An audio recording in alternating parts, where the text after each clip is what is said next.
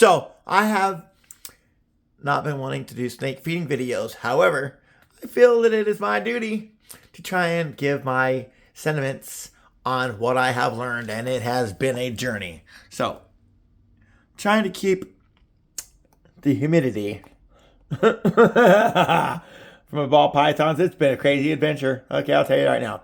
Look out, this is the hot side. Okay, we got 100 right there, but right there with my heat gun, it's about 92, 95. Okay, now I put this sphagnum peat moss. I wet it, let it drip all the way out, and then it needs somewhere to collect. Because if it hits the ground, you're gonna get gnats. Now there, over there, that is where the heat pad is. And this little thing right here is the middle spot. Now, I keep towels for ventilation.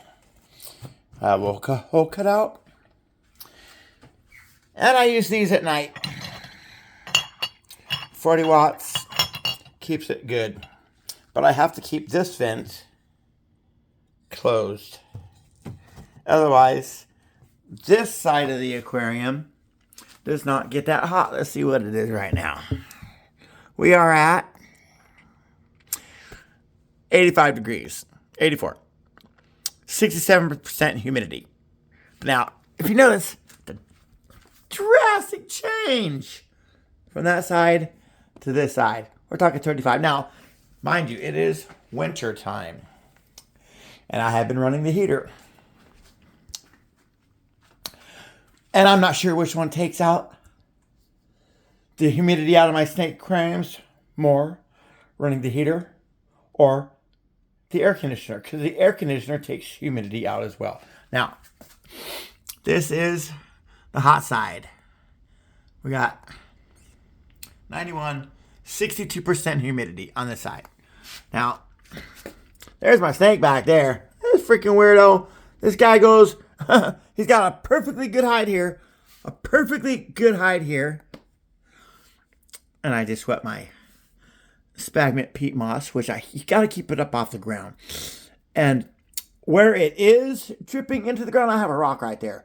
And if the next day or two, you don't come in there, you don't turn that gravel around and so it could dry out and move this over here, all that sphagnum peat moss over here, you got to keep rotating. I promise you, if you don't, you're going to have problems. Now, same thing again. I got 2 heat emitters, ceramic heat emitters, 40 watts. Okay. Then I got a little ventilation system here. I just pull it back. At night, I have been noticing that when I shut my vents, like I got another vent right here. If I shut my vents at night, and then right here on the next aquarium, boom, we got the same thing again.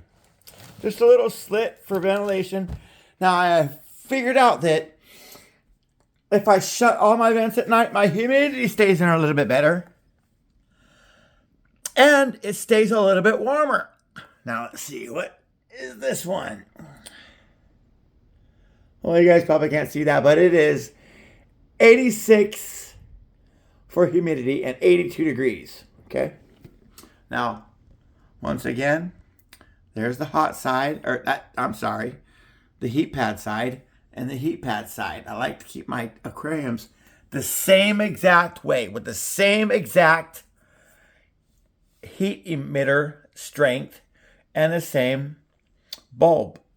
That makes it so much easier. Now, there is my sphagnum peat moss, which is probably dripping down onto that rock. Now, like I say, if in a day or within 24 hours, you need to, first of all, spray down that again with just a spray. It'll work on the second day. But the third day, that will be bone dry, and you will need to dunk it and let it drain. And then put it back. But if you do not go where it is dripping and dry it out, stir it around so that it doesn't sit on your substrate on your medium, it will be a problem. Now, I just figured this out right here, right now. Look at this aquarium now, okay? Look at this thing. I have been, this is, I think it's at 95% humidity. Yeah, you can't even tell. You can't even, but I use my flashlight. It's 95% humidity in there right now. Now, this is my corn snake. It's my male. And he has been in the shed for 2-3 days. I already gave him a nice little warm bath. But look at that. You know what I did? I put 2 tubs of hot water in there. You see them? There's 1. There's 2. And you got to turn off the lights. Now, this is just the back. That's just the back light. Now, here's my slit for humidity here. And I also have one over here, which is covered up now. So I keep the humidity in there. So that way when my snake goes to shed, he's not going to have a problem. But I'll tell you what, those black gnats, they are killer. And if you do not stir your medium around and move where you're keeping the sphagnum peat moss, you will start to get mold on your sticks, on your wood. You will start to get the little freaking gnats, fruit flies, whatever the heck you want to call them, but they irritate the crizzap right out of me. But anyway, that is my, those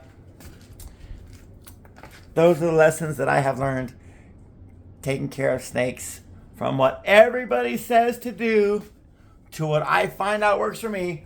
And I don't know if this one's going to work out yet. You see how I have this fake tree branch? Well, I have the sphagnum moss sitting on top of it.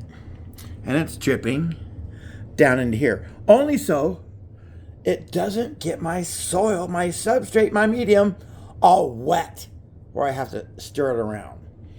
But I'm still learning and having a great time learning. And my snakes are doing pretty freaking good. So there is my recap. And I do not believe that the UVB bulbs, maybe for my corn snake, but for these ball pythons, absolutely not. These guys hide from the light. Hope you enjoyed the video. Have a great day or night wherever you might be.